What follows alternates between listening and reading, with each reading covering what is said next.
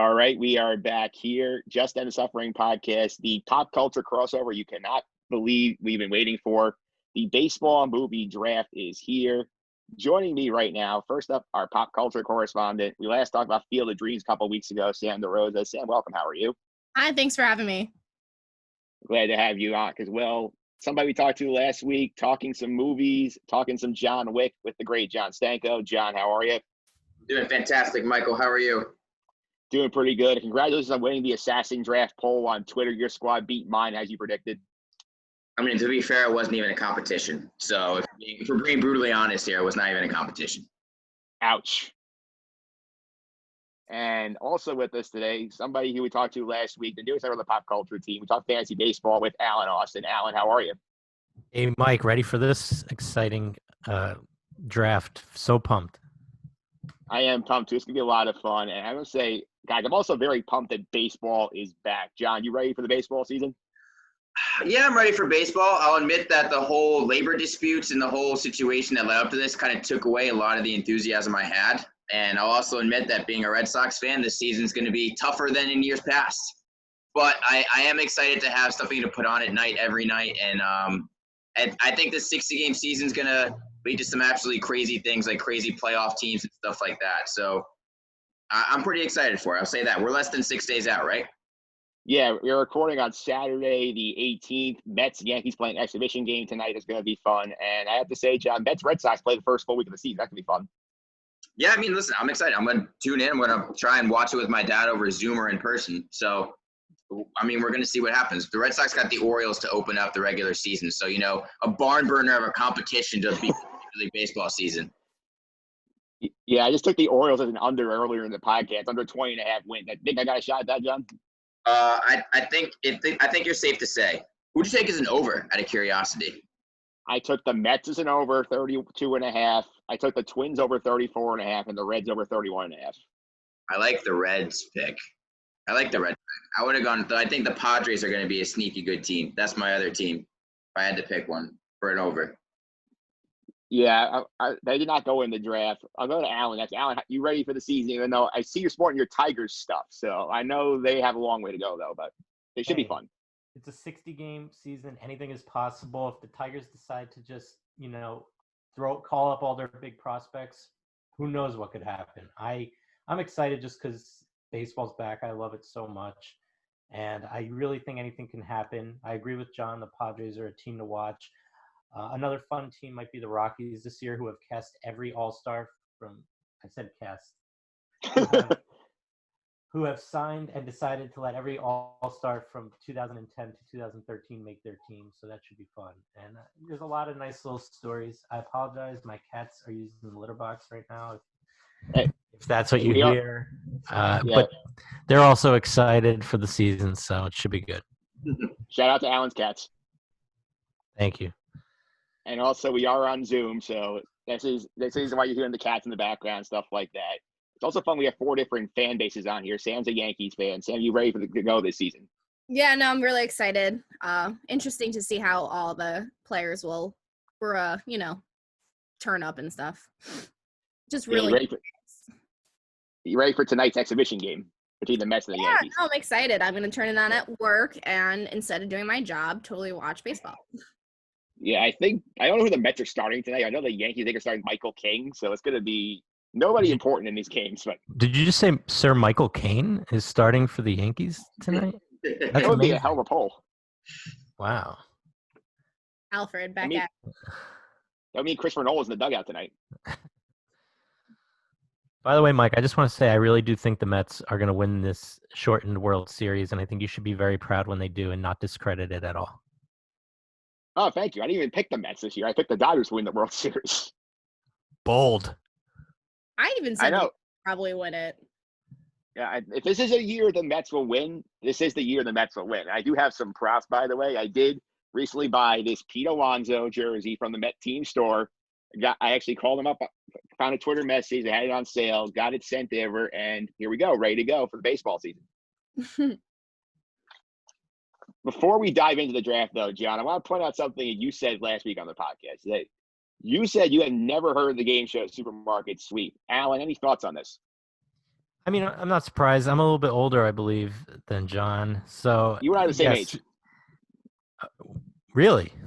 Hey, I grew up without a childhood though. I didn't watch Nickelodeon. I didn't watch Cartoon Network. I never watched any Disney Channel shows. Like there's a cultural black hole from my childhood and teenage years. So anything that happened between the normal ages of 8 and 16, I just did not consume. So if it's anywhere in there, I just have no idea. You know Alan, what? tell me what he's missing. Well, basically what you're missing is this odd fantasy that as we get a little older is even more cool. And that's you get to just run through the supermarket, pick up certain items and get more points, and you get higher dollar amounts and you win the game. But I always found it fascinating. Like if you think about it, you think, oh, I get the chance to run through a supermarket and pick up all these Whatever I cool want. items. But really, even today, if I was able to run through the supermarket for a minute and a half, I'd probably still just pick up what I liked. I wouldn't bother wasting my time getting all this stuff that I didn't care for. Like I don't eat a giant ham every day of the week. So I'd probably get like, my snacks, my go-to groceries, and I'd probably finish before the time was up. And the guy would be like, well, you lose the game. And I'd be like, yeah, but I got all these groceries I wanted. So it would be a win-lose, I guess. There's no worse anxiety though than going into a grocery store you don't know for the first time and trying to find everything. Like if you move, like I just moved to a new apartment, finding that new grocery store and trying to figure that out, impossible. There's so much anxiety. You just don't know where anything is. Yeah, but I bet Sam, if you had a minute and a half to just run wild, it'd be better than just sitting there because you wouldn't have time to think and get overwhelmed. They just say go and you do your best. Yeah, I mean, it'd be interesting. I'm also very fast, so that would help me with the minute and a half thing. Just bust through every single aisle. Sam, how do you think John would do on Supermarkets Week?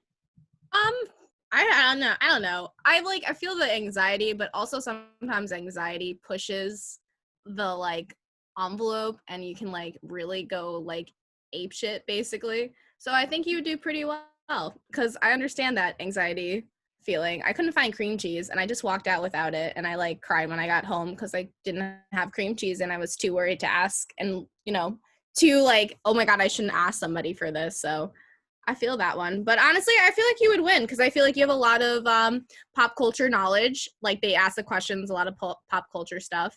I don't know how, like, what's your brand knowledge? My brand knowledge, I'm good with brand logos, but anything beyond that is a struggle. If you show me the brand logo, I can probably do okay. But otherwise I'd be stuck at the starting line. All right. Well, possibly. What about slogans? Are you good with slogans? If it's anything snack related, no, because I didn't grow up with snacks. My mom didn't believe in like Oreos, Chips Ahoy, or Dunkaroos, or anything like that. The most my mom would totally get along. I mean, yeah, knowing your dad too, the health nut, like it's. Oh no, he was the one who would sneak me M&Ms and Reese's. We would go to the vending machines and he'd be like, "What do you want?" I would trade my entire lunch for a Dunkaroos. Speaking of the props, I do have Dunkaroos here. They actually are back in Oh circulation. my God, Mike actually has Dunkaroos. That is insane. He actually has Dunkaroos next to his computer. They got these like a week ago. So I was like, you know what? You brought up Dunkaroos? Here they are, Dunkaroos. Which flavor frosting? It's the vanilla frosting with rainbow sprinkles. Very nice. You got to go with the original classic. I can't eat them now, so I'm forever with Dunkaroos. Yeah, and I think, John, also my other question for you would be like, how good are you with grocery prices? That would also help you in this game. Well, I'm no Barney Stinson. I never practiced for the Price is Right. But I'm pretty good. I think I'm actually all right at the pricing thing. I'd be okay at guessing how much something costs. There are very few times where I'm actually blown away. It's more so with clothes. I don't know how clothing costs. A pair of shorts can cost $10 or it could be $75 and you couldn't tell me the difference. I don't get it. Yeah, so just to Stanko, I recommend you check the show out on Netflix. There's 15 episodes up on there right now. It's a very 90s trip, all the 90s fashion. The host, David Ruprecht, really looks like a grocery store manager. It's a literal insanity, very corny. If you're watching a very dark, depressing movie, it's a good palate cleanser afterwards. I watched a dark, depressing movie yesterday, so I do need a palate cleanser. Yeah, and it also makes 1993 look like 1983 for some reason. Very true. Very true. Especially when you see all the contestants dressed. You'll be like, oh my God, Stanko's going to like, clothing is awful. Listen, I grew up on Kmart clothes until I was about 20 years old. So, and sense of clothing or fashion I have zero of. Yeah, there's also a reboot coming this fall at ABC. Leslie Jones is hosting it, so that's going to be absolute insanity. She'll be a good host. She's animated. She'll be a really good host, actually. Yeah, I've talked about it off the air with Sam. We have to agree that she will lose her mind when people are sprinting to the supermarket for the big sweep. Oh yeah, really pushing them to go get the item. Like I could just see her screaming at them, like, "Go!" Yeah. All right, since we wasted about like 10 minutes on supermarket sleep, let's actually get to why we're here. We'll do the baseball movie draft. How this is going to work. We have a pool of movies to pick from. So every theatrical release ever put out there. So anything that made the theaters is in the pool. Anything from HBO made the pool. So shout out to Ross Greenberg, who's not listening to this. You can pick 61 if you want to pick 61.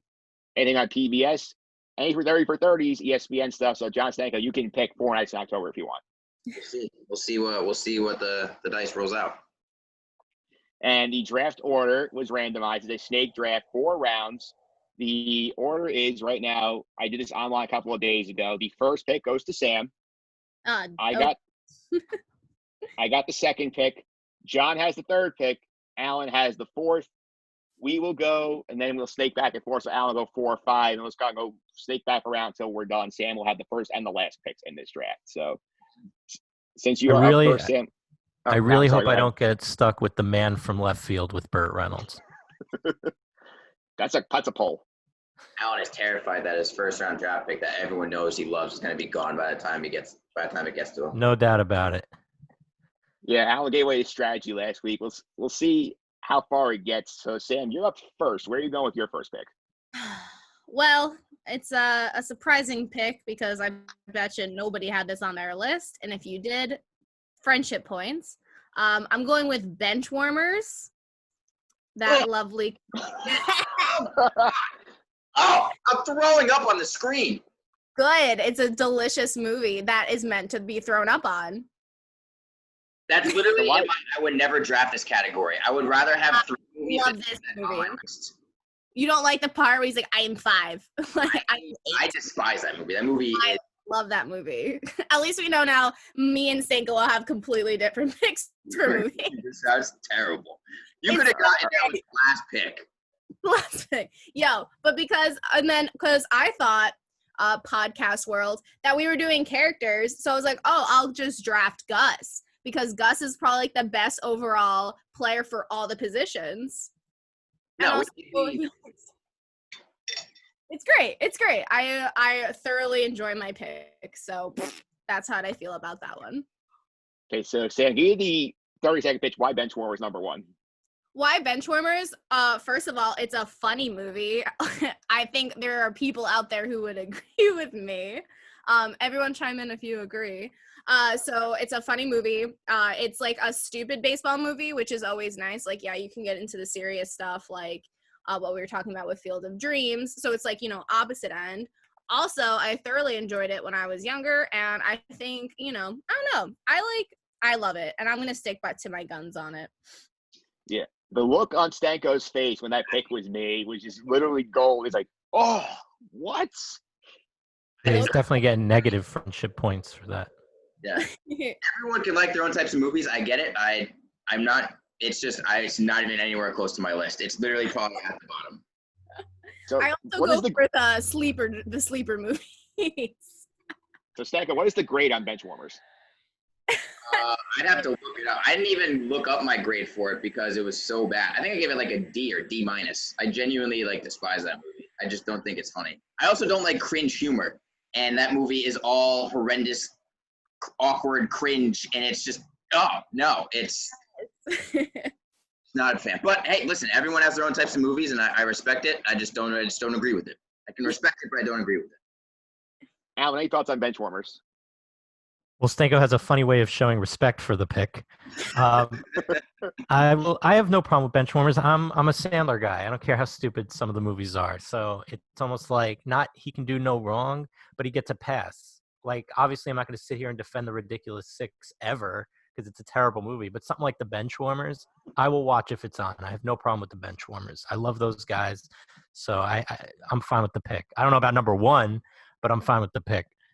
Yeah. So you're just sit here to Stanko and tell me that the scene with the porta potty is not so funny. Because there's a better baseball movie with a better porta potty scene. Fine, but it's a funny scene. It's like, who did this? I use that all the time in my daily life, that quote. My brother and I might have some weird humor, but we do it all the time. I need to follow the rule. If you don't have anything nice to say, don't say it at all. So I'm going to stop talking. Well, you can say that with me. I don't care. Now, I have a question. Stanko, the funnier porta potty scene, of course, you're talking about that scene in Cobb when Cobb goes rolling down the hill in a porta potty, correct? That's from Bad News Bears. Yeah. So, and I think both Bad News Bears movies are better than Benchwarmers. So. And you also have a chance to weigh in. We are going to do a Twitter poll because we were going to put up the results here of this draft. We'll see who thinks they had the best class of movies. So the Benchwarmers fans might be flocking to Sand here. I lose. All right, so I'll go up next. I pick number 2. I'm going to break Alan's heart here. I'm going to do what my buddy Phil said last night when we did the over-unders. Field of Dreams, pick number 2 on the baseball movie draft. This is just an all-time classic. Sam and I talked about it last week. This was a lot of fun, and I love this movie. All kind of iconic moments, great lines. James Earl Jones, the star of the movie. Field of Dreams, number 2, lock it in there. Alan, I'll go to you since I see you're very disappointed. Well, you took my first pick, which I'm very heartbroken about, because it's not often that your favorite film of all time in any category fits the bill of the mock draft you're doing, and you just took it. It's more like Field of Broken Dreams for me right now. So why don't you go gloat? And I appreciate your pick. Stanko, Field of Dreams. I love Field of Dreams. I have no qualms about this. The scene with Kevin Costner at the end, during with his dad, tears, just James Earl Jones being legendary. I have no problems with Field of Dreams. Only good things to say about it. What was your grade on it? I think I gave it a B+. Oh my God! You're the grade. What are you, a Harvard grad school graduate program professor? I'm a very harsh grader. I gave it a B+. Now, granted, I probably haven't seen it in 2 or 3 years, but that was from the last time I saw it when I started doing my list. I gave it a B+. That's what I remember. So, well, as Sam mentioned, when we did it, reading. Yeah, she gave it a B+ when we did the movie a couple of weeks ago. So you two are simpatico on that movie. Here we go. All right, we're back to even with friendship points. You didn't lose any. Well, you lost some with me. Yeah, so Alan is dropped his Stanko stock a little bit. Stanko is up right now. So where are you going with your first pick, John? I'm going to my childhood. I'm going to one of my favorite childhood movies, going with The Sandlot. Oh my God, my other one. I think movies, Alan. That's why I did that. The Sandlot, for me, epitomizes the love of the game as a child. I resonate with the loner kid needing to find an identity, and he finds it through baseball and sports. I resonate with that fact. I think the whole movie is just an incredible homage to the innocence that baseball can bring. You can't get more American than the firework display and playing baseball with the home run. Yeah, and I mean, you throw a ball like a girl. I use that quote all the time. Yeah, The Sandlot, childhood, put in a movie form with baseball. Absolutely love it. Sam, thoughts on The Sandlot? I mean, it's a great movie. I'm not going to disagree. I thoroughly love it. It's given one of the best movie quotes ever. You're killing me, Smalls. Like, yeah. I mean, like, you know what I mean? You can't like disagree that it's not a great movie. You know, any what is that clothing store produced a whole line of Sandlot themed clothing, which is pretty cool too. So I like it. I try to watch it once a year around this time, around July 4th for the fireworks scene. It's like a little, habit I do, so, or tradition, not habit. This is what happens when you film at 9:53 in the morning. My words are not formed yet. But yeah, I thoroughly enjoy it. And I'm not going to lie, I kind of like, I'll sit through The Sandlot too as well, just because of The Sandlot, the original. Alan, well, John loses his mind. Give me your thoughts on The Sandlot. I low-key just said that because I knew it was going to make Stanko give a face. The Sandlot is one of my favorite films of all time. I believe I was the age of 11, and I made a point to watch it every day during summer vacation from school. And I think I did I think I watched 80% of the days of summer vacation. If The Sandlot's on in front of me, I can do every line verbatim as it goes. So I'm a huge fan of The Sandlot. And really the only scene in it that I didn't like as a kid is the chase scene towards the end, because I always found stuff like that really stupid and goofy, like the cake go flying in the air. But everything other than that is perfection in my mind. Yeah, John, thanks for rejoining us after you fade out of the screen there after Sam's love of Sandlot too. So, what was the grade on Sandlot for you? Like I've watched it like once, but I Yeah. had to say 'cause I knew he would hate that movie. So Yeah. points for me. Rocky 5, it doesn't exist. None of the Sandlot sequels exist. They're banned from the movie universe. What was the grade on Sandlot 1? I gave it an A. I love the Yeah. Sandlot. It's childhood put in movie form for me. So nothing but fun memories. All right, so Stanko's is on the board at the Sandlot. Alan, you're finally up. You get 2 picks in a row. So where are you going with your first one? Well, I have to decide if I think I'm going to go with like the most classic movie or go the Sam route and just pick what I like the best. I think I'm going to do a mix of the two. So with my first pick, the 4th overall selection, I'm going with A League of Their Own. That was going to be my next pick, Alan. So that's a great pick. What did you give it, a C+? No, I think I gave it a B+. Oh, gosh. League of Their Own is a phenomenal film. It covers a topic that, I think has only really ever been covered in this one movie, which is the idea of the Women's Baseball League. And Tom Hanks, Gina Davis, I can't remember the actress who plays Kit off the top of my head, but just phenomenal across the board.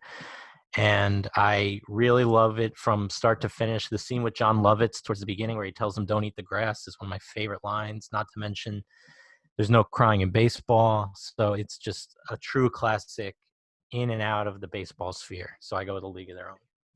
I'll go to you, Stanko, because you had good things to say about A League of Their Own. Yeah, I mean, I love this movie. There's no crying in baseball. That was literally said to me when I was a kid whenever I'd get upset about a loss. And my parents would go, remember, there's no crying in baseball. So, yeah, I got nothing but good things to say about this movie. You got the talented Madonna, Rosie O'Donnell, too, just thrown in there. And they actually were good in their roles. And they weren't, stealing the spotlight from, the genuinely talented Tom Hanks and Gina Davis. So, again, nothing but positive things to say about this movie. It was probably going to be my next pick. So, that's a solid pick, Alan. Thank you. Sam, anything on Field of Dreams? I mean, not Field of Dreams, League of Their Own. I'm having to be at 9:55 in the morning. See, there we go. I know this is actually one of my all-time favorite movies ever. As a Transformers first before this? Yeah, I have to go with what I like, buddy. I know you guys are all gonna pick all the classics, so what do? I come with the sleeper movies. But A League of Their Own is one of my all-time favorite movies, hands down. I don't, as a woman, you don't really get women baseball except for this movie. I've always wanted to play baseball. I'm sure I've said that a few times on this lovely podcast, but I stunk at softball, and I would probably stink at baseball, but I like to pretend that I wouldn't. But it's one of my, it's so quotable, everything. I love the storyline between the sisters.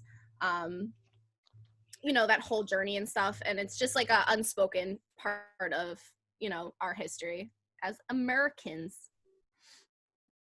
Indeed, good way to put it. Let's go back to Alan for his next pick. Alan, where are you going, number 5? I'm really torn here. I'm really, really torn, but I'm giving the edge to one that I think I have been affected by, meaning pop culture wise, stuff like that. I'm going to go with Major League. Major League. Oh, I'm sorry. Are you mad at my late round picks chosen totally randomly? My number 2 and my number 3. But, I can't be angry because it's a great movie. Major League 1. Although I like the other two because, like I said, they're part of my childhood. Major League 1's the best film of the 3, and I think it's the only one that should qualify for this draft personally. So I go with Major League 1. Rick Wild Thing Vaughn, the Tom Berenger storyline, just everything about this movie. The line in the beginning with the manager where he's like, you want to come manage the Indians? He's like, I got a guy about white walls on the other line. Give me a second. Just every bit about this comedic film from start to finish, like I said about the other movies, is just top notch in my opinion. Sorry, I'm not good at articulating at the moment. Major League 1 is on my draft board. Sam, any thoughts on Major League? I was on my list as well. I love this movie. I love what's his face, Willie Mays Hayes. That whole quote. But that whole scene where he's just like running and they're like, get out of here. And then like he just like runs really fast and they're like, who is that guy? I just thought it was great. I like actually didn't see this movie until a couple years ago. It just wasn't free on my TV kind of deal. But I'm really happy I watched it like 2 years ago. I think I started watching it when we were doing all that like documentary film. I'm like, let's watch Major League. So I don't know. I thoroughly thought it was really funny. I have not seen any of the sequels though. John, Major League, your thoughts? I think I expressed my frustration when Alan picked it, but it's a really funny movie. Wild Thing's hilarious. Willie Mays Hayes, I'm like him, where if I hit the ball in the air and I'm playing softball, I want to do push-ups to punish myself right away because I should never be doing that. So I love this movie from start to finish. So phenomenal pick. Well, now you are playing softball. Sorry, go ahead, Alan. Well, do you want to finish the softball thought? I was going to say, like, now that John's playing softball, I have to ask you, are you doing push-ups? You put the ball in the air now. I'll do push-ups when I get home to punish myself. I will be angry at myself. Hit the ball down and hard, Stanko, down and hard. Alan, you had something to say? I just want to point out that as a kid, especially, the logo of the film on the box and on the poster, I always thought it was the coolest thing. So I was like, as a kid, I couldn't really watch it because it was more mature, but I remembered the logo, so I never lost sight of wanting to see this movie because I thought it was like the coolest logo as a kid. And I know on the football side, Necessary Roughness kind of tried their own version of that logo, but it was the Major League one that stuck out to me as a kid. I thought it was the coolest thing. All right, there we have Major League on the board. John Stanko back up for his second pick. John, where are you going? I'm going with probably the most I don't know, considered well-made, but critically acclaimed and award-winning baseball movie, going Moneyball, 2011. Ooh, that's a good one.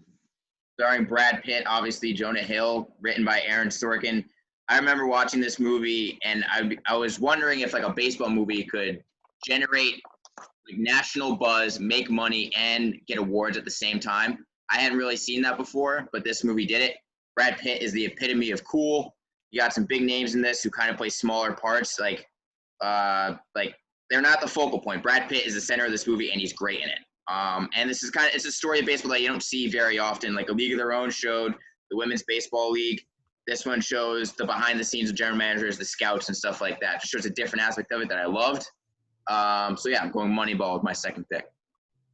I am very partial to Moneyball because, as you guys know, I did steal scenes from Moneyball in my personal documentary when they're talking about the advanced analytics. I love the scenes when he's basically trying to coach up the guys to believe in stuff. I love also the line when they're going up to Chris Pratt's character, trying to teach him how to play first base, and Brad Pitt as Billy Bean goes, "Watch, tell him how playing first base is not hard." And Watch goes, "It's really hard." And then I just burst out laughing. Everybody in the theater with just burst out laughing at that line. Sam, any thoughts on Moneyball? No, I really liked it. I liked that it was like, based on a true story, and baseball uses exactly what that is today. So it's just like really cool to see how like one guy just changed the entire face of how everything's draft, how everything's run in baseball. Alan, Moneyball, any feelings on it?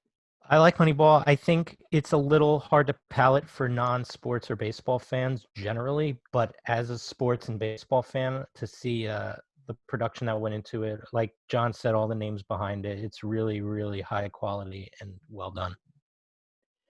Yeah, and John, what was your grade on Moneyball? They gave it a B+ as well. There's a lot of B+ in the baseball movie range. Yeah, I mean, again, it's hard to get that A barrier, but again, it was very good and it was very well acted and just I love the fact that it was like critically acclaimed and it got love and it got like baseball was shown in the spotlight of the Academy Awards, which I don't think has happened very often in movie history. Okay, so Moneyball's on the board. I just want to say I also like that Moneyball is one of those films that doesn't use like the World Series or some huge game as like right the end, the big scene. It's just more grounded in realism, and I like that. Good point. Yeah, that's a good point. I will say I like that movie. I was high on my list. I have a couple ways I can go for my next pick. I know I have one on the list that could definitely trigger Stanko at some point, so I'm saving that one for later. But I'm going to double down the Costa here. I'm going to go Bull Durham as my next pick, number 7 here. And I love this movie. It's a complete polar opposite of Field of Dreams, where it's basically about, like, you know what it's about. It's about the kid the minor league veteran, the minor league town, the trails of baseball, and Kevin Costner mentoring Nuke Malouche to get him to say all the cliches, go and become a big leaguer. The payoff at the end when he makes the bigs and he's quoting word for word what Costner said. Great stuff. Great lines throughout the movie. I always love Bull Durham. Bull Durham doubling down on Kevin Costner with my pick. Alan, any thoughts on Bull Durham? I like Bull Durham. Yeah, I'm a fan. The only problem for me with Bull Durham is I've never seen the whole thing in a single sitting. I've seen all of it in different parts throughout the years. So I can't say that I sat down and appreciated it from start to finish, just in all honesty. So that's where I'm standing on that. Sam, any feeling on Bull Durham? I feel like it's like a low-key sad, just for the fact that, you know, you like are in the minors for so long and you might not ever even get a chance to be up in the majors, or you're up in the majors for a couple games and you're brought back down. Like, that's all I think about, because that's what I think about the poor guys in the minors. Like, it could be their entire career. So like, that's what I take away from that movie, honestly. But other than that, it's very entertaining. Yeah, I agree with that point. Based on my experience last year, I worked for the independent league team in Rockland. I see a lot of these guys who 99.9% of them not going to ever get into like the major leagues, and they're like playing for the love of the game. That stuff like really resonates with me. There's guys who they know they're not going to make the show. They're playing as long as they can play because they love to play. John, the grade on Bull Durham. But to be honest with you, I haven't seen it, Really? so I can't give you a grade. I haven't seen Bull Durham, so I'm surprised. I've heard good things about it. It's just in all transparency, I've never seen it. It was not on my list, so I can't give you a grade. I'm surprised that you didn't go there. Minus for him. I bet you're going to give it a B minus. All right, I'll let you know. I love quality movies, don't get me wrong. Don't let these bench warmer and probably like my next pick you'll probably make fun of get you wrong. But like, I know a good quality movie when I see it. I wish you would stand behind your bench warmers pick. Don't throw it under the bus now. I did not throw it under the bus. I told you, I'm sticking to my guns. I still enjoy that movie, but I know a really great movie. Like, so I really think that's going to be your grade for Bull Durham. Okay, we'll see if that comes true. Speaking of Sam's next pick, she's up for it now. First of two, where are you going with your next one? First of two. So this is my second and last pick.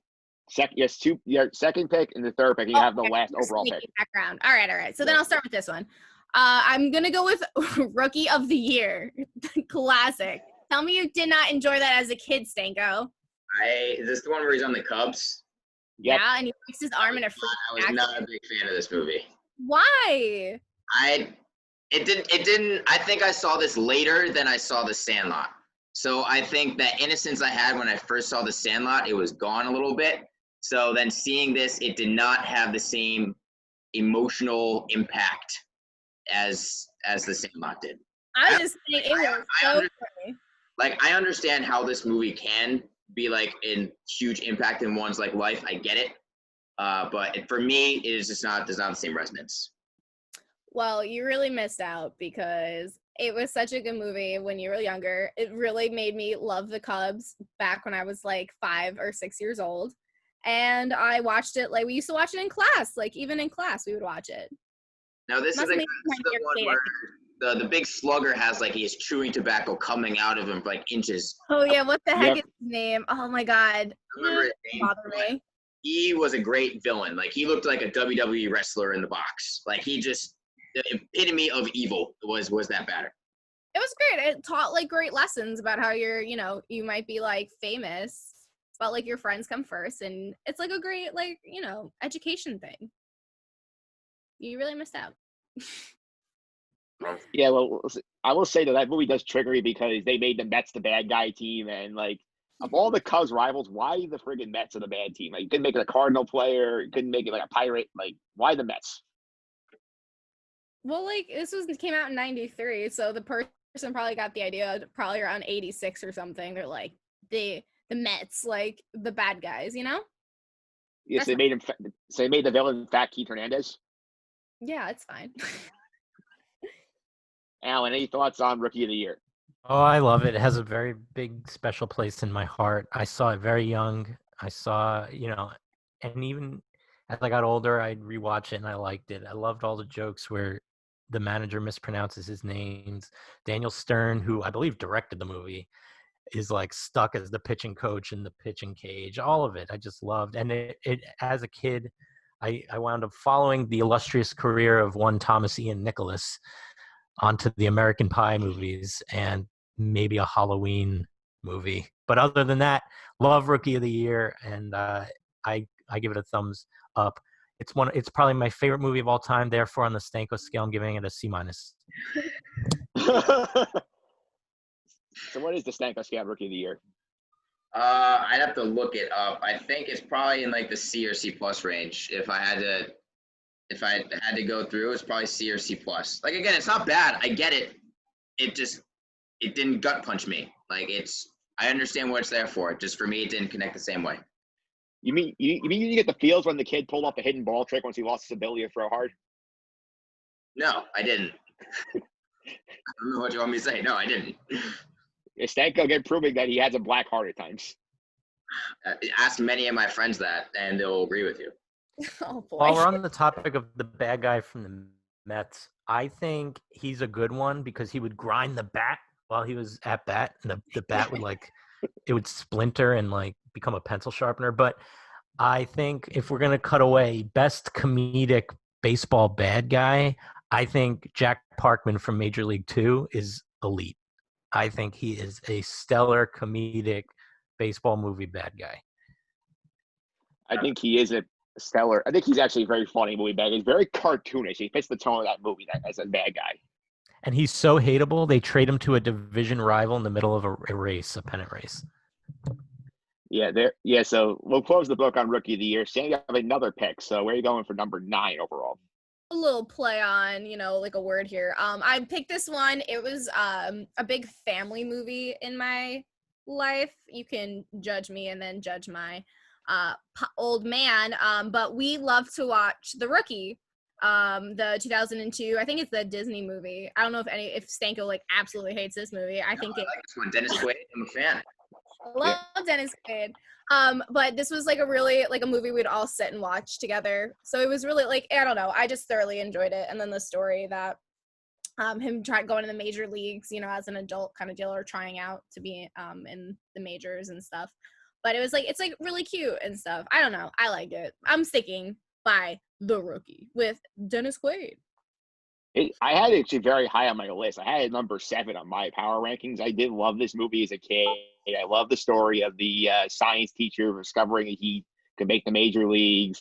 I like the sequence there. They kept it true to life. He gets up to the big league, strikes out Royce Clayton and in a game. That's the highlight of the movie. And I do think a lot of fun, very underrated. And the kids steal the show. I love his kids. Oh, yeah. I mean, it's just nice that, like, with his high school, like, team, that they both pushed each other to do better. It was just really, I don't know, it's heartwarming, I guess. Yeah. Alan, any thoughts on the Rookie? Mike, only you would steal my Royce Clayton bit before I could get a chance to say it. So I saw it once, probably right after it came out. And I remember thinking that was good, but it didn't ever hold any like special place in my soul. So it's good, sure. I wouldn't draft it per se. John, great on the Rookie, and your thoughts on the pick. I think I have it as a B plus. I'm gonna be honest. I think this came at a time when I started watching movies and like religiously, and I think I really enjoyed the story. I think with Sam again, sometimes Disney can do it right, and I think they did it right with The Rookie. Yeah, so for one, a very praiseworthy pick for Sam from Stanko, which has been unusual so far. I'm speechless. And we see the two divergent strategies in your drafts as well. So it's actually very fun seeing them play out. Well, I'm a special one. Sam Rosa. Yeah, we'll see how the general audience feels. They put this poll on Twitter and see how they view these drafts. But I'm up next for my next pick. I'm actually going to go non-theatrical for the first time in this draft. I'm going to go to the PBS. I'm going to take Ken Burns' Baseball as my third baseball movie, just because I'm a history nut. I love the history of the game. Ken Burns does it so well. The first 9 innings are great. It tells you a great story. I know it's a very long watch. You have to have a lot of time committed to this, but if you have, this is a pandemic time, perfect time to go back and watch the history of baseball. Ken Burns' Baseball. pick number 3, and I almost guarantee you, John Sago does not have a grade for this. No, because I don't have, as much as I love movies, this is like what, an 8-hour watch, 9-hour watch? Like I think it's like double that. like that's a long time, Mike. That's That's a like long, you watch like basically one a day for like 2 weeks, and then you're there. I mean, listen, I've only heard good things about it. It's critically acclaimed, and I get it. Ken Burns is one of the best to do it, but I have not seen this. Alan, did you ever dive down the well of Ken Burns' baseball? I've seen a couple, not the entirety, but I will say that I would have been, if I were you, I think I could have got this later in the draft. I think I reached to take Ken Burns' baseball, and it's not a knock on its quality. I just think in a baseball movie draft, it's not the flashiest pick, and I think you could have gotten it later on.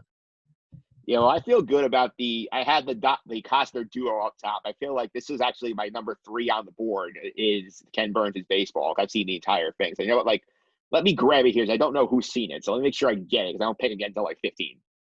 I'll tell you what, the audience for our poll on Twitter, I don't think many of them have seen it either. So yeah. This is a Mike special. Yeah. And if they have seen it, you deserve to win that poll. Yeah. I had the Costner duo, though, backing me up. So that's going to be a good start for the poll. You're putting a lot of eggs in the Costner basket. Why not? He's known for his baseball movies. Sam, any thoughts on the Ken Burns? Have you seen any of it?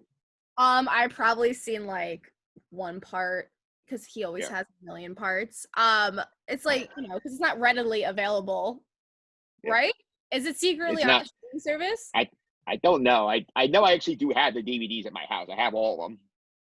Okay, well, maybe I'll borrow it and purchase a DVD player. But, it sounds interesting. I love documentaries. I could watch them all day. So maybe I will add that to my queue, my imaginary queue here. You can insert a graphic right there. Yeah. Mike, did you have to buy a separate bookshelf just to hold all the DVDs? I had, like, actually the bookshelf, it's in the back of this room, and I will say remember back the good old IKEA days, I found these metallic IKEA check marks that hang on the wall and they hold DVDs. I have 2 of them, and the Ken Burns ones are right up there. Is those the DVDs that look like they're falling off the wall right now? Nope, they are securely on the wall. And the offer stands to any. If you want to see it, I have a DVD that will happily socially distance style deliver them if you guys want to watch it. Thank you. All right. Thank you. All right. He was jumping at that opportunity. Yeah, like nobody has that much free time. No. Not even in quarantine. Not even in quarantine. All right, so John, we'll go back to you. You have the next traditional movie here. So where are you going here? This is where it gets the interesting of, like, do I take something I love or do I take something that's kind of critically acclaimed? And I think I'm going to take one that's going to surprise people. But I'm going to take 61. Ooh. Even as not a Yankee fan, I thought this movie was exceptionally good. Like, I thought it was just incredibly well done. I think it showed I didn't know a ton about the race to break Babe Ruth's record between Roger Maris and Mickey Mantle. And while this is like a fictionalized story, not a documentary, I still think it shed some light on it. Directed by Billy Crystal, which is really cool. Also, I think Barry Pepper is a really good actor, and I think he shines in this role as Roger Maris. So I remember watching this movie. I think I watched it for a class at Iona, a part of the grad school program. And usually movies that you get shown in class aren't that great, but this is one of the ones where I was like, oh, wow, this is actually incredibly well done and very good. So I'm going to pick 61, the HBO film with my third pick. And what was your grade on that? B+. Yeah, right on brand. Right on brand. I have an A in my – the Sandlot's an A. Yeah. But I will point out also, friends of the podcast, Ross Greenberg did this movie, fantastically well done. And you want to go back to last year's holiday special, he has some good stories about 61 if you want to check that out. Sam, any thoughts on 61? I really enjoyed it. I grew up as a Yankees fan, knowing the Mantle Maris race, but I didn't realize how much hate Maris actually got from fans, which I think is a little type for Yankees fans, some of them, like a group of them. But it's ridiculous because they're on the same team, and it's like, I don't know. It's like I couldn't believe that people who were Yankees fans absolutely would like yell at him and like, send them death threats that if he broke it, like they would kill him and his family and stuff, which is nuts to me. I would agree with that. That's a little crazy about what happened back in the 60s. Alan, any thoughts on 61? I remember as a kid, it was like the first adult-themed baseball movie that I ever saw that was a drama. You know, it's not like adult elements in Major League or something like that. I remember this being like the first serious adult baseball movie I ever watched, and I was definitely very into it. I remember all the scenes of Barry Pepper, like discovering his hair falling out, and just every little aspect of it I thought was so well done. I thought the performances were great. It's the first thing I ever saw Thomas Jane in. It's the first thing I ever saw Barry Pepper in, because I think they were relatively low key at the time. Like, obviously Barry Pepper had been in Saving Private Ryan and whatnot, but they had not been household names, so to speak. And I was just like, these guys are great. And another one, like Thomas and Nicholas, were ever since I like followed their careers. So much different tracks for the two of them. But yeah, I definitely loved 61. Yeah, a good pick by John there. I had it like right in the next row of movies on the board, so good job there. Alan, you're up for your next pick. Where are you going? All right, it's stuck. It was one that I was thinking about taking. It never got taken. It's a classic. I'm taking Pride of the Yankees. I like that The pick. story, of course, yeah. Lou Gehrig, played by Gary Cooper. I consider myself the luckiest man on the face of the earth. Everything. The movie itself is very cool. Like, obviously, it's a sad story, but it takes. I think it mixes the real footage, or at least casts the people who were really there to recreate the footage, something in that realm. But it's a heartbreaking story, and it's a really, really quality, good film. John, any thoughts on Pride of the Yankees? I have not seen it. As a Red Sox fan, I think I put this one on the back burner to case of emergency. So I have not seen Pride of the Yankees.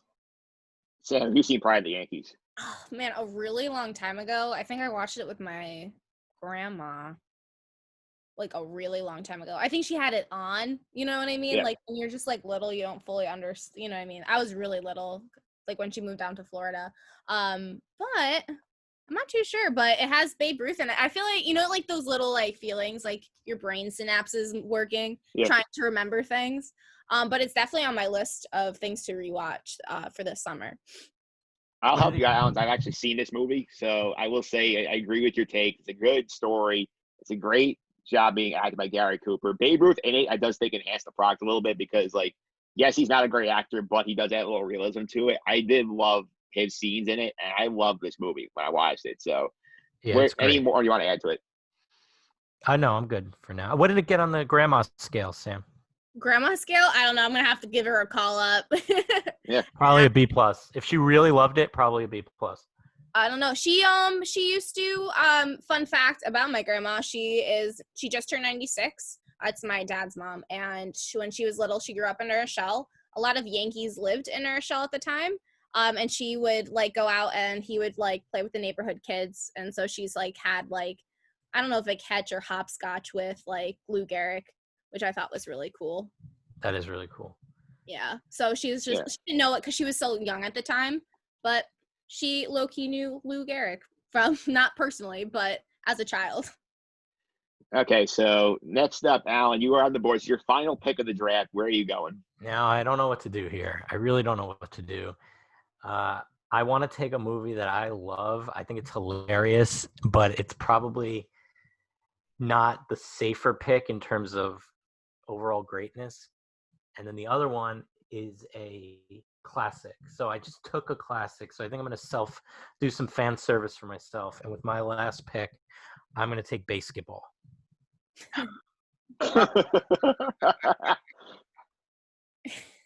You guys, okay, for the people who are not watching who will not be watching this stream, it's Josh Stagos burst into laughter and was rolled back in his couch when I picked on me. Out of the box. That's good. I like that. That's out of the box. I got nothing but praise for that pick. Yeah, so Alan, the basketball pick, go. One of my favorite comedies, of course, Matt Stone and Trey Parker teaming up with the team that brought you Airplane and The Naked Gun. So, I mean, you can't go wrong. It's a baseball meets basketball movie, and it's a game that me and my friends have played many times ourselves, not to the success that is in the movie, but it's just joke after joke, and I love that kind of off the wall slapstick meets just ridiculous humor that South Park is, and they bring it to this movie. And it's really funny. It's a really insider sports movie too, if you're paying attention. And I think there's just so much in there that's just, it catches your eye. I love that movie. I think it's so funny, and I think the team who made it is just top notch. Sam, I feel like there's one that would come out of your playbook, the basketball. I actually have never seen this movie. So I feel like I feel like I'm like not contributing at all. But it's like something that like, like when you're looking for something to watch, you're like, oh, maybe next time. So I'll definitely have to like join in here and appreciate Alan's pick more. I will say there are a couple jokes in the movie that don't necessarily hold up to 2020 standards of political correctness. I like the bed warmers, so come on. You think the little jokes are going to offend me? Not at all. And you said you did South Park? They made South Park, yes. Yeah, so that's I've seen the Book of Mormon. I feel like there's some, you know what I mean? Like there's some standards I don't mind about kind of deal. Fair John. point. Unless they're god awful, then I'll let you know. Well, god awful, wouldn't that be the Book of Mormon's playbook? Okay. All right, John, since you really have thoughts on basketball, I'll go to you. I mean, I remember this is one of the first raunchy comedies I ever watched, and I watched this trailer nonstop when I first saw it, going, this is the coolest movie of all time. And I think, like Alan said, maybe it's not the best movie ever, and there are definitely some pitfalls in the plot, or like whatever, but it's a stupid comedy, and if you're going in there for a few raunchous laughs and some over-the-top humor, I think it gets the job done. So I didn't even think to put this on the board, so I appreciate the ingenuity from Alan on this one. It's a good pick. Did it get a B+? It's probably in like the C+ B- range if I had to bet going on my list. Because again, it's not like, if you look at it objectively, it's not a fantastically well-made movie, but it's entertaining as all heck, and there are definitely some funny parts. All right, we'll go back to you, John. This is your last pick, so what are you going to do with it? This is really tough. This is really tough. I have options. Now, my first option, now I want to say, but you're not going to allow it, would just be every single World Series winning DVD, just to rewatch the highlights from the season, because I've been able to see more than a few of those in my lifetime for the Red Sox. Ouch. I'm assuming that's not allowed. And then just running through my thoughts, sticking with, and these are all going to be Red Sox themed for the most part. You got Four Nights in October, 30 for 30, I really loved. Just retelling that 2004 comeback was remarkable. But I'm going to go with one that's kind of, I think, under the radar. It's Still We Believe, the Boston Red Sox movie. And you guys probably haven't seen this. It was a really small documentary, but it was released in 2004, made about the 2003 season. And it follows fans through that season and through the ALCS and the heartbreaking Aaron Boone home run.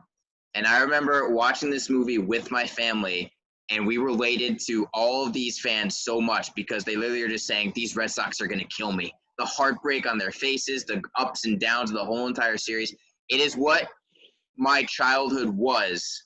Now, I'm not even a grown adult, but I still resonated with these adults who were watching the 2003 series. And when my childhood was being chanted 1918 nonstop, whenever the score was 1918 in basketball or football, it'd be chanted until the next person scored. So this movie, it touched back on that beat of childhood, but then also watching it now and getting to relive 2004, the greatest comeback in playoff history, coming down 4 games in the LCS. This movie was a touchstone for my family. I remember watching it with them. I remember laughing and crying with them watching it. So that's my fourth pick. Total respect there. Sam, I'm sure you haven't seen this, but what's your opinion on this pick? I haven't seen it. But I do love like the I mean, I wasn't happy when the Red Sox won the series in 2004, but I really like when teams that haven't won in a long time win, because you're like, oh, finally, kind of deal. Like I was not when the Mets got knocked out, rooting for the Cubs. But I think that's a really cool idea. Though it's filmed for like the fans experience. Is that what you said? Yeah, it's all through the fans. They literally just interviewed fans, and it was centered around 4 or 5 major fans who are just big Red Sox fans. They watched every game, and they just sat their reaction after big moments. And after Aaron Boone hits the home run is some of the most relatable. You had some up and screaming. You had some just sullen and depressed. You had some just walk out, and it's all incredibly relatable. You saw every different kind of sports fan showing their emotion in a different way, but they also have that same passion, and it shows that people can react to a loss or a win in so many different ways, but still have the same love for the team. It sounds like a Alan, cool. Alan, how do you feel about this pick? Back in when the movie was made, I was rooting for the Red Sox to overtake the Yankees. That's back when the Red Sox were more likable underdogs and not the heel that they are now that they claim they're not. What are you talking about? And so I'm thinking like, What are you? well, they hated everything about the Yankees, correct? Yeah, I mean, Yeah. I hate everything about the They're Yankees. essentially the Yankees a little further north now. So That's just not true. Nobody likes Boston teams right now, bro. You're on the wrong side of like you know what I mean? It's your Patriots. They just screwed everything over. They're different than the Red Sox. the Red Sox have But everyone's annoyed that Boston Patriots are the Yankees of football. That I will admit. That's fine. The Red Sox are not a heel of baseball. They are now, especially as a non-Yankee or Red Sox fan. I look at them and I just see them becoming everything they say they hated back in 2003. Really? The team that just traded away their best player because they're cheap? We're not spending money because we're trading away players so we don't have to. Claiming that now after Dave Dombrowski gave everybody $1 billion is not necessarily But again, we don't like tell people to shave their facial hair and to get a buzz cut every time. We let people show emotion. We let them like have fun in the clubhouse. Kentucky Fried Chicken. We actually should have fun on the baseball field, in the outfield when we finish a game. That's not the team. That's Steinbrenner and the 70s. Not nice word. Blame the 70s for the Yankees' beard and hair. That's where all the Yankees' memories are back in the last century. Well, that's not true. I had fun this year. That's where my memory. Anyway, the Red Sox bought a couple World Series towards the end there. Moving on. Okay, we will move on here, and up to my last pick. I have heel after the Boston Marathon. How could you be a heel after that?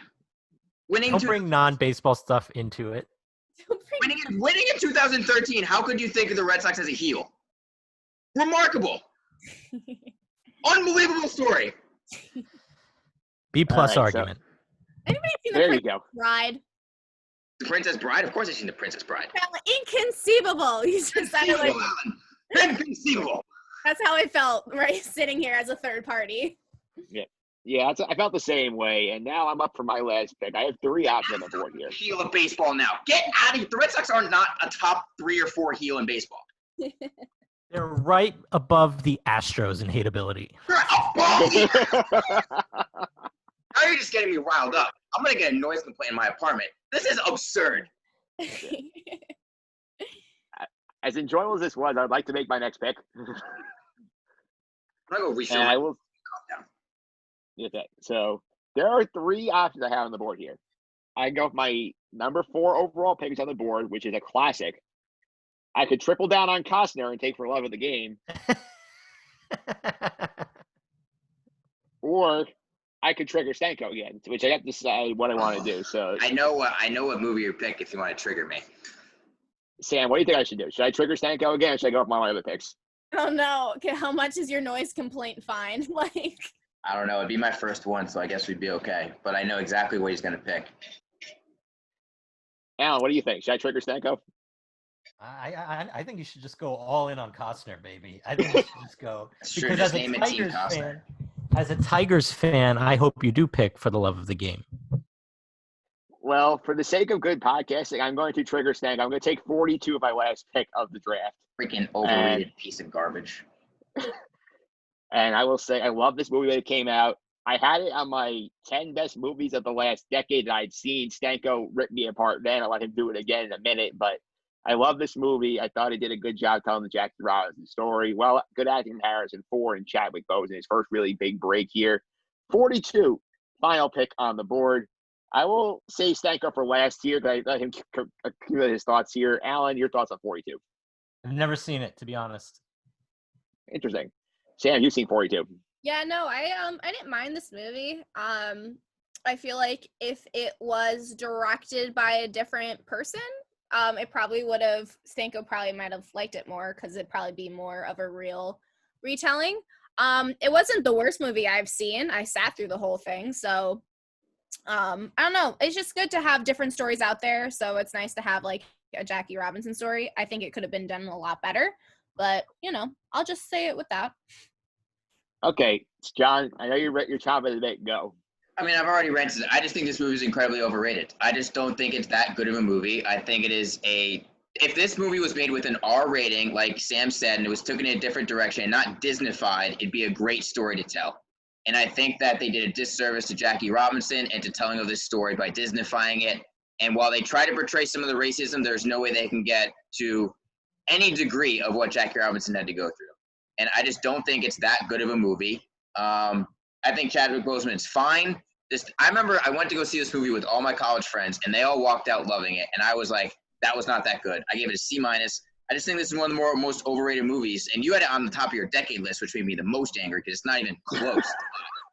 But again, like Sam said, I sat through it. I didn't want to pause it or walk out of the movie theater at any point. But in the end, it just does not. I just think it's incredibly overrated for what it is. And I would love to see a more adult version of this told in the style of Moneyball. Approach this as if you want to get an award, get an Academy Award, instead of Disneyfying it. That's my take. That's his take. And I will say, people, shameless plugging here, Stanko Stance podcast, and we did this back in January. There was one more movie that triggered him more than 42. Oh, you had Now You See Me 2. Which is right. Now you see me 1. Now You See Me 1. Yeah, that's still an utter piece of garbage. There's this 42 is better than Now You See Me. That I will give you. And I just say, when it comes to Disney handling topics like racism and stuff like that, I do think they pulled it off in Remember the Titans, though, even Disneyfying it.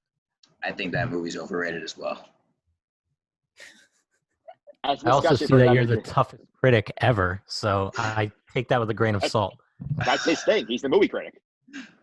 I don't know. I think Remember the Titans I saw it when I was a little bit older, and I didn't see it when it first came out again. And that was part of my cultural void when I was a child. I did not see it. All right, so last up, Sam's final pick on the board. It's been a while since we heard from her making a pick, so where are you going to close this out? All right, so my issue is I don't know if I should go for – you know what? I'll just go with this one. I'll go against what my gut tells me. It's going to be 8 Men Out, the story of the Black Sox team. I was going to go with Angels in the Outfield because I low-key love Joe Golev. But anywho, I'm going to go with 8 Men Out. So I think that's actually a movie that we watched in that not documentary, I guess video class. The movie class. Yeah. Class. And I was really skeptical, but I thought it was really good. I really like that story, and I would like probably more of a more current version of it today. Maybe it depicts I don't know. I like the dark, scary times in baseball because it's just showed how different the sport was back in the early 1900s. 1900, yeah. Alan, any thoughts on 8 Men Out? I like 8 Men Out. I don't think it's the flashiest movie. I think it's kind of it's kind of formulaic, but it tells a good story. And I always felt bad for Joe Jackson watching it. I think they did a really job with that aspect of the story. And I think it's got some quality performers. And I do think it's a good movie. John. Yeah, I really enjoyed this movie. If I wasn't going to pick a Red Sox movie with my final pick, this one probably would have been it. I thoroughly enjoyed this movie. I thought John Cusack was really good in it. Charlie Sheen makes an appearance. And I think what Alan said, the sympathy they put in for shoeless Joe Jackson, they do a really good job of it. So yeah, I thoroughly enjoyed this movie. Great pick, Sam. I have nothing bad to say about it. I don't know. Well, when I watched it, I was like, yeah, I totally bet against. I would throw a game too if that's how I was treated. You know what I mean? I feel for how they were treated and stuff. They all should have been let go, kind of deal. I know they were trying to make an example, but yeah, I would agree with that. And John, was it a B+? No, I gave it a B. I don't think it deserved a B+. I would put it in a B category. We stop treating B+ like they're A's. You have to reach my upper echelon to be in the A category. Well, a B+ for John's an A for everybody else.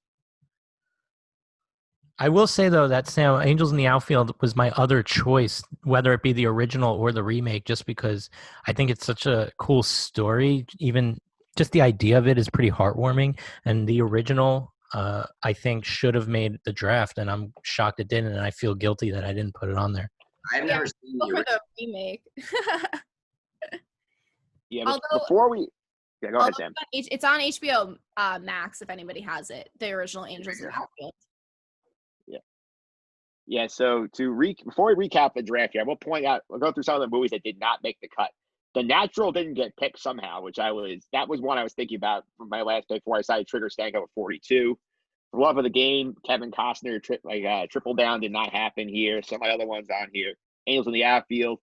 HBO, well, 9 Innings from Ground Zero was a good documentary. I thought about that, didn't pick it. And another one I had on here, When It Was a Game, another Ross Greenberg special, I did not have. Any other ones you can think of, John, that would not make it from your list? Bad News Bears, I almost picked. The original, I love that movie. And then this is just for a cheesy pick. I almost would have picked Fever Pitch just to get Fever Pitch because nobody would like it. I know it's not a good movie. It is not great, but I still love every minute of it. So those were the two that almost got on my board. Alan, do you have any picks on your board that did not make the cut? Well, it doesn't qualify, but I was a huge fan of The Bronx is Burning, but obviously it doesn't qualify for what we're going for. Mr. 3000, I always enjoyed. That didn't make it. Just looking through now the rest of the list. Air Bud's Seventh Inning Fetch, of course, classic, did not make the cut. I was never a fan really of Summer Catch. I didn't think that was a great baseball movie. I'm just trying to think of like well-known ones that didn't make it. And it's flack for not picking The Natural. That's just the thing with The Natural. I love certain scenes. I don't love the whole movie, but there are certain. I gotta be honest. It's an overrated movie in my opinion. The Natural. Yeah, I think that's why it's slid, because like everybody remembers him hitting the home run, knocking the lights out, but like the rest of the movie you kind of forget. It drags. Yeah, I think the second half drags. I think right, he goes up against Babe Ruth and strikes him out right in a field or something like that. I remember that scene, something along those lines, and I really enjoyed that scene. But am I thinking of the right movie? Yeah, I think you are. Yeah. Again, it's hard if we can't remember. It's a reason it didn't get Pretty drafted. sure he goes into, maybe not Babe Ruth, but he goes into a field and he strikes somebody out when nobody thought he could do it, and it's like in front of a giant crowd. And I remember I enjoyed that scene, but like the whole romantic thing and then the bullet in his side, like those were parts of the movie I just didn't think were that great. And then another movie that didn't make the cut that I really enjoy, but it's very serious and not many people know it, is Bang the Drum Slowly, which is an early Robert De Niro movie where he plays a catcher who gets ill. That's a really good film. And then another one, which I don't want to get, we don't have to get too bogged down, is Fear Strikes Out, is another classic that didn't make the draft. I've never heard of Bang the Drum Slowly. That's interesting. An older movie, right? Yeah, It is older. yeah. Sam, anything on your list that you did not make the cut? I'm actually surprised you don't have Doc and Daryl on any of yours. Did you not like that documentary? I did. It was just for me. It's like I had stuff that was a lot better than it. That's why I did not make my top 16. I don't know. That documentary like made me feel, you know what I mean? I'm more of a like a story, like backstory kind of person. Yeah. And I thought that really told their story. You know what I mean? Like you saw like who they are and how they're completely two different people when they were usually looped together. That, and then I guess Angels in the Outfield, the remake. I really enjoyed that when I was little. Stellar cast in that remake. Yeah, Danny Glover, love him. Funny enough, because for everyone listening, I did not understand the concept of this draft. I had Air Bud actually on my list of players as a backup catcher, and I also had George Knox in there as my manager, and then also there you go. Al the Boss Angel. You know, for those reasons, like lifting people up high and stuff. Well, there you go. I did not put that on there. When you brought up the 86 Mets thing, I'll ask John real quick. You're aware that the 86 Mets are getting the last dance treatment from 30 for 30? They're getting a full multi-part series being developed. Oh, they really are? Yes. That's awesome. Yeah, that's good. I have no shame in that. I think it's gonna be a great story. Yeah, I think it's gonna be far better than the I think they're far more compelling subject than the 9-part Tom Brady one, because Tom Brady, I think that he's controlling it means there's going to be a lot of stuff in there that's not going to make the cut. 86 Mets. That's the same thing with The Last Dance, though. MJ had final say too over certain stuff. But like too recent. I just don't think the MJ. I think there is more going on with those Bulls, and I don't think there's any, like, apart from 07, I don't think there's any dynamic Patriot team. You're like, oh, I really need to know the backstory of that team. I mean, the 2001 Patriots literally put off the greatest upset in Super Bowl history. So, literally, they were the biggest underdog ever. I think you have more characters in the 86 Mets story, because you have Doc, you have Darryl, Keith. I'll watch the 86 Mets one for sure. For sure. Maybe I'll be excited if they don't vilify Bill Buckner, if they actually explain that he shouldn't have been on the field and that he shouldn't have gotten the hate that he did from Red Sox fans. That's my biggest thing. Yeah, I hope they do. But to recap the draft here, Sam's team, bench warmers, rookie of the year, the rookie, 8 men out. My team, Field of Dreams, Bull Durham, I doubled down on Costner, Ken Burns is baseball, and 42. John's team, The Sandlot, Moneyball, 61, and Still We Believe, the Boston Red Sox movie. Allen has a league of their own, Major League, Pride of the Yankees, and basketball. So this is going to go out on a Twitter poll. We will see next week. I will tell the audience here who they thought had the best team. So anybody have a thought who they think might win this poll?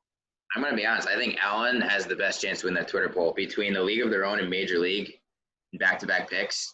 You cover both the people who treat baseball movies as if like they're true dramas and you love a good story, and you also got the comedy aspect of Major League. So I think Allen is in prime position. Thank you. Plus he has Pride of the Yankees as well. So I also get pulled the Yankee fan vote. Especially the Yankee fans over 85. Yeah, all those Twitter users over 85 are good. They're all going to be all over Allen. I love this pick. I think Sands is the wild card. I feel like it's either going to be like number one or it could flame out. I have flame out. That's my guess. I will bribe people with free appetizer cards for Outback Steakhouse, but you know. Mike, I got to say, the Costner super fans are definitely going to vote for yours. I could have. That's why I didn't take for one of the game. I figured I already got them. I don't need to keep doubling. I need to try and appeal a different demographic with these last 2 picks. I would have went full Costner demographic myself. I would have thrown Waterworld in there as a 4th and just pretend they had a baseball scene and trick people. It was a deleted scene. Yeah, Kevin Costner, we are fans of you on this podcast. So I know you're never going to listen to this, but if you want to support us, feel free. You can come on the podcast sometime.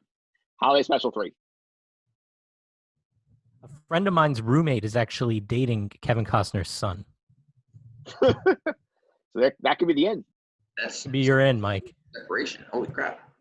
Yeah. All right. I think with that, I think it's a good time to leave it. So it's just a lot of fun. We'll put it out there, see how people think. We're excited for baseball to start. Go around the horn. Give me some chance to plug social media. Al, I'll go to you first. Did you actually have a new YouTube show out that you want to promote? Yes, the Alan Austin Show on YouTube. You can just Google the Alan Austin Show. It's a comedy sports talk show. I would gladly appreciate it to all the fans out there to check it out. And on Twitter, it's at Allen, ALLEN _ Austin, AUSTIN _ and Instagram is Alan Austin Sports. All right, Sam, how about you? How do you follow you on Twitter? Twitter at SDROS5 for all those people listening out there. I finally got the handle on my Twitter handle. There you go. John, how about you? How do people follow you and keep up with Stanko Stance? At jstanko99 at Twitter and on Instagram as well. All right. Thanks again, guys, for coming on. I really appreciate it. Thank you. Yes.